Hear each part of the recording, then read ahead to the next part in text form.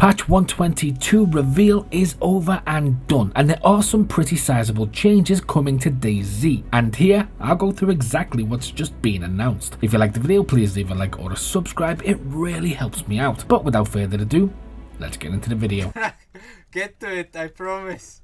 I promise. Let's start off by talking about melee. Melee has been adjusted with better balancing, which also includes bleeding and infection risks. And now items you wear, such as chain armor, will reduce the risk of bleeding occurring. However, blunt weapons have also been adjusted, and they can now cause bleeding on impact, though the chances are still much lower than with sharp weapons. But the shock damage has been increased on blunt weapons. This means getting hit with a sledgehammer will more quickly knock you down. This will make melee weapons way more useful when you're not geared, but also way more dangerous when encountering a lower geared player. Next, we have a bunch of more cosmetic items coming to DayZ. This will be in the form of various bags, including craftable bags such as the dry sack, which can now be combined with a rope to make a dry sack bag. You can also get a hip bag or fanny pack, or I'm too embarrassed to be seen with my dad in public bag, whatever you want to call it, which is useful because it only takes up a belt slot. They also showed off a medical bag too, which will spawn at medical areas, but these are only a few of what they estimated to be around 12 new cosmetic items being added, all of which are bags. There's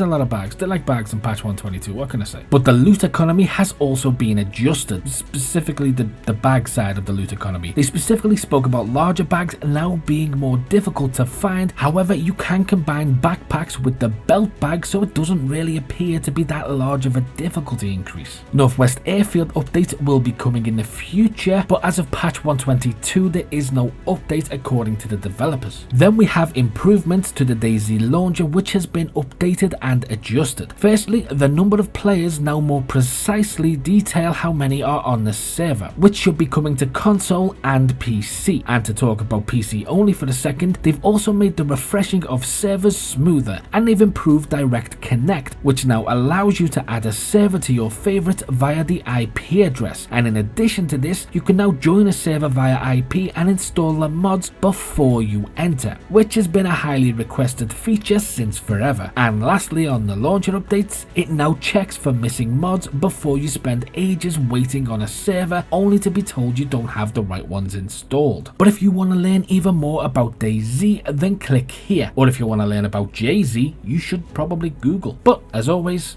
until next time.